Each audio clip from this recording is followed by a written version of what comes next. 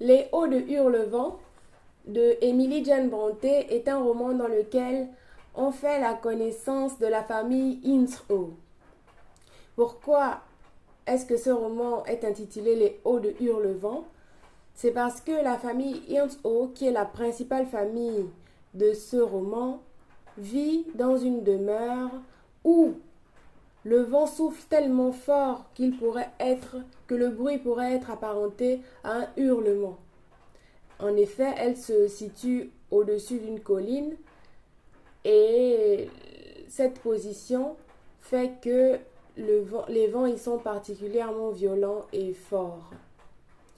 Ce roman a la particularité de ne pas être un roman des temps modernes à l'eau de rose, dans lequel sont dépeints des sentiments nobles et agréables.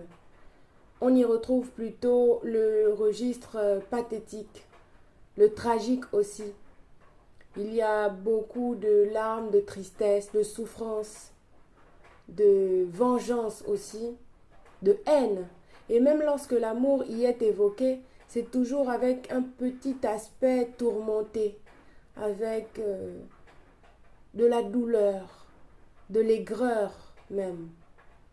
C'est toujours avec une idée d'obsession. Ce n'est presque jamais sain. Même l'amour que les parents portent à leurs enfants est vraiment à se poser des questions. C'est donc l'histoire de la famille Hinshaw qui est la principale famille de cette histoire. L'histoire se déroule sous la forme d'une narration de la dame de charge de la maison des Hauts de Hurlevent qui s'appelle Hélène Dean et qui est questionnée par l'un des locataires d'une autre maison sur l'histoire de la famille des Hurlevent, sur l'histoire de la famille Hinshaw. Hélène Dean, communément appelée Nelly, est donc la narratrice de cette histoire et c'est au travers de ces mots que l'on découvre l'histoire de la famille, de la malheureuse famille Hinshaw. Au tout début, on fait la connaissance d'une famille qui coule des jours heureux et paisibles dans la demeure des Hauts de Hurlevent avec le papa, la mère et les deux enfants, Catherine Hinshaw et Hindley Hinshaw. Jusqu'au jour où le père, de retour d'un voyage à Liverpool, ramène un petit enfant, maigre, chétif, et qui n'a pas l'air très avenant, très agréable à regarder, dont on ne sait rien. Le père explique à sa famille qu'il l'a rencontré sur la route, abandonné, et qu'il n'a pas pu se résoudre à le laisser là, livré à son sort, raison pour laquelle il l'a ramené chez lui. Dès l'arrivée de cet enfant à la maison, à la demeure des Hinshaw, on se rend très vite compte que son arrivée est de très mauvais augure et ne sera pas d'une bonne influence sur les jours qui suivront. Le petit est nommé Heathcliff parce que nul ne connaît son nom, ni ses origines, ni rien du tout. Il s'appelle Heathcliff. Et à partir de ce moment, le père Hinshaw lui voue une affection toute particulière aux grandes dames de ses enfants, Hindley, le plus grand, et Catherine, la petite. Il lui passe tous ses caprices et il en arrive même à l'aimer au détriment de ses propres enfants. Les jours passent, les enfants grandissent et progressivement entre Hindley Hinshaw et Heathcliff naît une concurrence, un esprit de compétition, une rivalité qui ne dit pas son nom. Les enfants rivalisent de coups fourrés l'un contre l'autre pour pouvoir se venger des petits déconvenus, des malentendus qui se passent entre eux et la vie est très troublée. Le père Hinshaw finit par décéder et abandonner la famille qui est très décadente au moment de sa mort. Quelque temps plus tard, Catherine Hinshaw épouse l'un des fils de la famille qui vit pas loin, dans la maison appelée Trustgrass Grange, la famille des Linton. À partir de ce moment, Catherine, qui était partagé entre le fait d'épouser Heathcliff, qu'elle aimait de tout son cœur, mais qu'elle ne pouvait épouser parce qu'il était ignorant et avait grandi dans une déchéance terrible, et l'autre, Edgar Linton, qui est le fils de la maison de Tresgross Grange, qui lui est bien fait de bonne naissance, a de la fortune, de l'éducation et de la culture. Elle finit par épouser Edgar Linton et à partir de ce moment, Heathcliff disparaît de la maison. Elle vit donc, Catherine, avec son mari, Edgar Linton, dans sa demeure. Et dans la maison des Hurlevent, on retrouve Hindley, qui est devenu le maître des lieux, sa femme, et Hélène Dean, qui y vit et qui y est toujours employée en tant que femme de charge. Peu à peu, les deux familles coulent des jours heureux et Hindley finit même par avoir un fils qu'il nomme Ayrton Earnshaw. Sa femme décède juste après, quelque temps après avoir donné naissance à son fils. Et Hindley sombre dans une profonde dépression. Il déteste son fils, il hait son fils, ne l'éduque pas correctement et des jours sombres planent sur les hauts de Hurlevent. Un peu plus loin, à Tresgross Grange, Catherine Linton, devenue Catherine Linton, et Edgar Linton coulent des jours heureux dans leur vie de famille, avec en leur compagnie Isabelle Linton, qui est la petite sœur de Edgar Linton. Quelques années plus tard, Heathcliff, le petit avorton qui avait été ramené par le père Linton, par le père Earnshaw, décide de revenir plus fort, avec une meilleure allure. Il semble avoir de meilleures manières et il semble être devenu quelqu'un de fréquentable. À partir de ce moment, plus rien n'est agréable et simple dans la vie de Linton. Il bouleverse complètement Catherine qui, depuis qu'elle a renoué des contacts avec lui, ne sait plus comment se tenir correctement vis-à-vis de son mari. Elle est partagée entre l'amour qu'elle ressent pour Heathcliff et le respect qu'elle doit à son mari Edgar Linton. Et des jours sombres s'écoulent de ce côté, du fait de la venue, du sombre présage du retour de Heathcliff. Ce dernier retourne au haut de Hurlevent pour prendre sa revanche sur Hindley, qui auparavant l'avait avili. Parce que au fond, en fin de compte, il reprochait beaucoup à Heathcliff de lui avoir volé l'amour de son père à partir du moment où il avait franchi le seuil de leur porte. Il l'avait avili, il l'avait rendu ignorant et tel une bête farouche.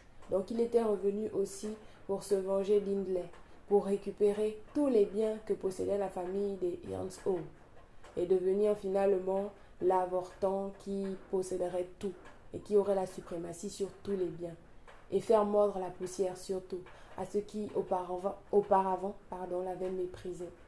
Ce qui réussit peu à peu parce que, comme je l'ai dit tantôt, après le décès de sa femme, Hindley a sombré dans une profonde dépression et se consolant dans l'alcool, il a fait de très mauvais placements. Accro au jeu, il a misé presque toute la fortune des Earnshaw et Heathcliff en est devenu le maître. Il est devenu le maître des biens de la famille des Earnshaw dans la demeure des Hauts de Hurlevent.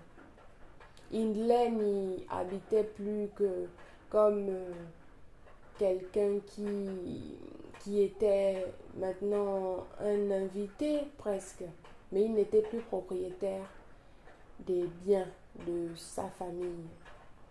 Pendant ce temps, son fils Ayrton grandissait comme un petit ignorant.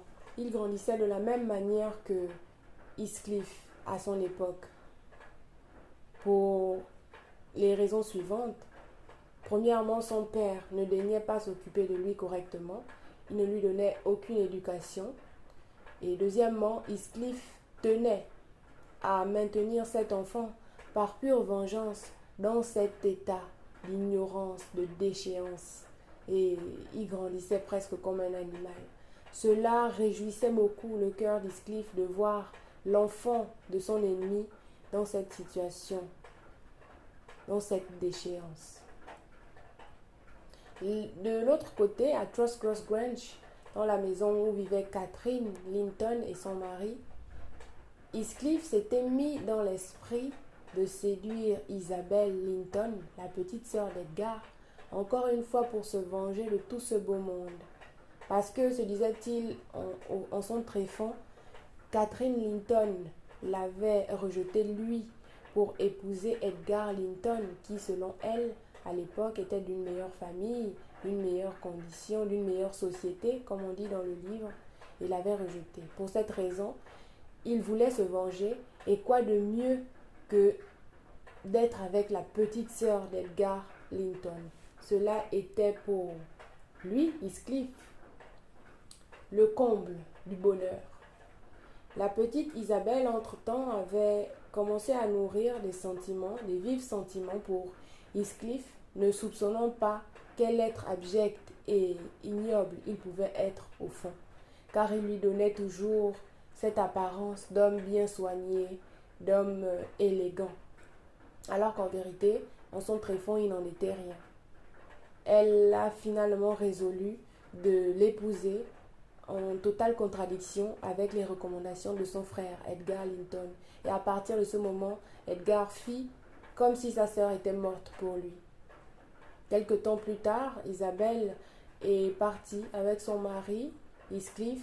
Isabelle Linton, qui était devenue Isabelle Heathcliff, est allée vivre au haut de Hurlevent avec son époux, Heathcliff. Et là-bas, elle a vécu la peine, les larmes, la maltraitance, et elle a fini par comprendre qu'elle s'était fourvoyée à propos d'Heathcliff. Mais il était trop tard pour elle pour revenir sur ses pas. Elle a vécu là-bas avec des êtres antipathiques tels que le domestique Joseph, tels que Hindley Hinshaw, qui n'avait cure d'elle, tout comme il n'avait cure de personne finalement, et son mari, Heathcliff, qui était un animal, comme elle le qualifiait parfois. De l'autre côté, à Thrushcross Grange, Catherine Linton se mourait, littéralement. Elle se mourait parce que elle avait fini par être écartelée entre ses deux amours, son époux d'un côté, Edgar Linton, et Heathcliff de l'autre. Ces deux la tourmentaient, selon elle, la perturbaient, et elle avait fini par en mourir. Avant de mourir, elle a donné naissance à une petite fille, Catherine, qui a hérité donc du prénom de sa mère et qui s'est donc appelée Catherine Linton.